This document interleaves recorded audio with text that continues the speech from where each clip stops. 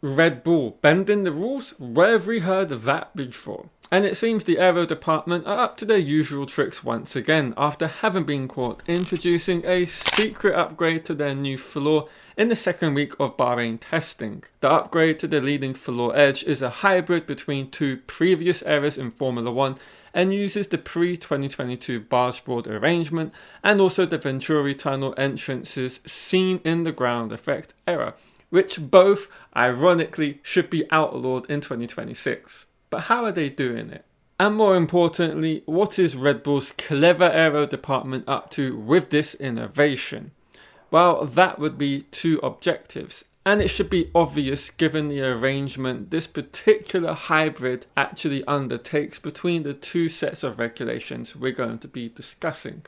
And let's begin with actually understanding what both the barge boards and the Venturi tunnel entrances were trying to achieve in both of those eras, starting with the barge boards. Now, barge boards were introduced primarily from the mid-1990s all the way up until 2022, and by the end of their cycle in Formula 1, the complexity and the designs were at a level of sophistication and visually were ridiculous to look at. You had them doing two particular objectives with them. One was to help clean up the front tyre wake, which is of course the negative effects of bringing downforce to the Formula 1 cars, as well as making sure you're getting all of the clean air to the floor, underbody and diffuser to maximize downforce. Then we have the Venturi tunnel entrances and the Venturi tunnels themselves in the ground effect era.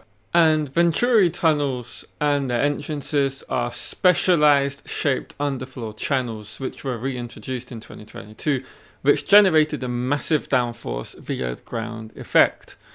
They accelerate air underneath the car through a constricted section, creating low pressure suction zones that pulls the car towards the track, allowing higher cornering speed with less reliance on drag-inducing rings. So downforce in the ground effect era was done from the floor, whereas in 2026 more of that is coming from the wings, and of course that was the same thing back pre-2022.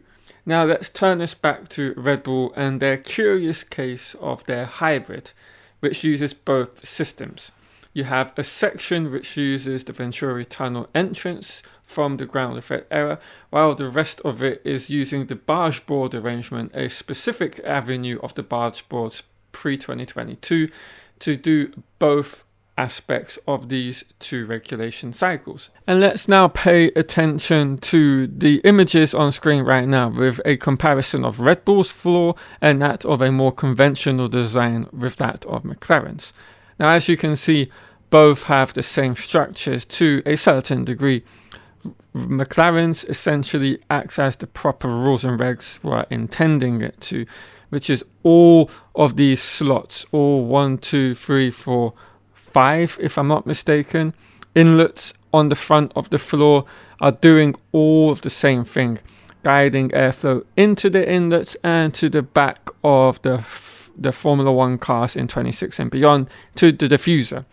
Now, this is where the Red Bull completely differs. Apart from the innermost inlet, all of these are fake floor inlets. They are closed off. No airflow is being directed to the diffuser of these particular ones. What they've done is introduced a barge board, essentially, arrangement with these fake floor inlets. And as you can see at the bottom of the inlets, there is very much almost like a guidance system in terms of a strake, which is producing outwash, making it go outboard into the floor edge. And I think what Red Bull are looking to do here is create more downforce on the floor edges as a result of that. Now, of course, there is also going to be a level of interaction, I would assume, with the wakeboard, which is new for 2026. And again, with a lot of the wakeboards across the grid in this season, there's a big amount of outwash also being introduced with it, as well as a little bit more inboard. And that is really able to be seen from a bird's eye view perspective with this shot right now.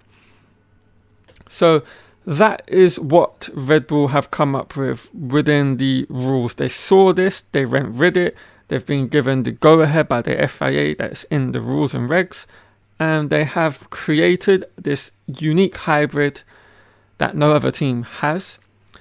But apart from that, they also have one singular floor inlet at the front of the floor, which is doing what the 26 rules intended. But to a different degree, this is almost like a Venturi tunnel opening.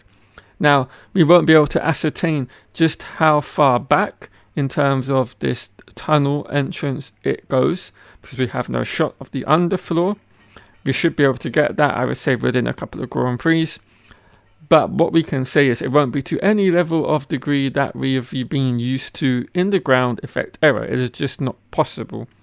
But this unique hybrid is very much a really potential game changer because it's integrated into the design philosophy of the RB22. It's part of the chassis, it's part of the overall side-pod philosophy. You cannot bolt this piece onto the car in the same manner you can with their front ring, with their rear ring, with the wake boards. You cannot make this level of change in 2026 with your design. It's just not possible. It's exactly the same as Ferrari's diffuser, which they themselves debuted in that second and final week in Bahrain testing.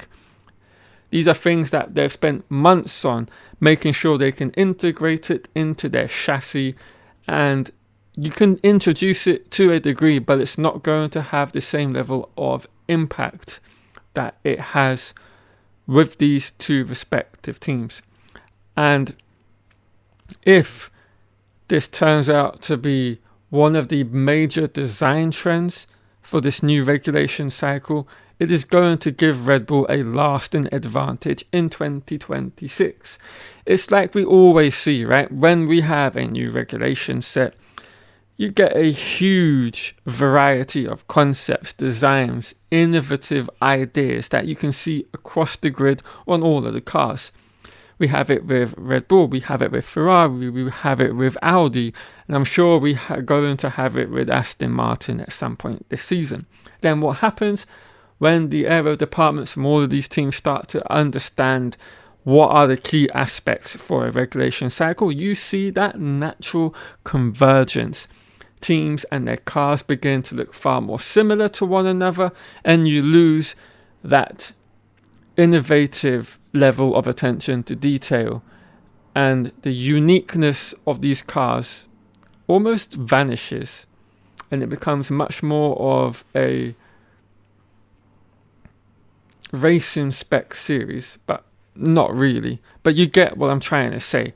So if Red Bull have found that magic touch, that silver bullet, this is going to be a lasting impression advantage for them in 2026 that could catapult them into a title challenge with Max Verstappen for the drivers as well as the constructors with himself and Isaac Hadjar. Because I think Hadjar is going to surprise us all and is going to be picking up points in a far greater degree than any of Max's teammates in the ground effect era, simply because we're not in it. It's brand new. Every team, every driver is learning how to drive these cars. So for Red Bull, this is a fantastic piece of innovation which could see them having a lasting impression in 2026. And that is where I'm going to wrap this video up. Hope everyone has enjoyed it. If you have, do leave a like on the video, hit the subscribe button and turn on all notifications for future content here on the channel. Right? I'll see you across the rest of this week and the weekend with some more videos. Catch you later.